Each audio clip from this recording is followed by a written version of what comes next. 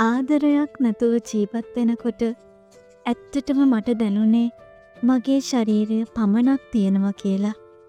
ශරීරයෙන් පමණක් ජීවත් වෙලා මොකටද? ඒ ශරීරය ඇත්තටම ජීවිතයක් බවට පත් වුණේ ඔයාගේ ආදරෙන්. ඔයාගේ ආදරෙන් තමයි මගේ ජීවිතේ නිවුනේ. ජීවිතේ හැම දුකක්ම දරාගන්න පුළුවන් වුණේ ඒ ආදරේ සිහිපත් කරලා. ඒක නිසා ඇත්තටම මාව ජීවත් කළේ ඔයාගේ ආදරේ. ඒක හින්දා ඔයා කවදාවත් මාව තනි කරලා දාලා යන්න එපා. කවදාවත් මගේ අත අතාරින්නත් එපා. මොකද මම නැමැති ශරීරය ජීවිතයක් බවට පත් වෙන්නේ ඔයාගේ ආදරෙත් එක්ක. ඒ ආදරේ තමයි මගේ ජීවය. ඔයා නැති ජීවිතයක් ගැන හිතන්නවත් මම බය වුණා. ඒ නපුරු හීනේ හිතන්නවත් මම කැමති නෑ.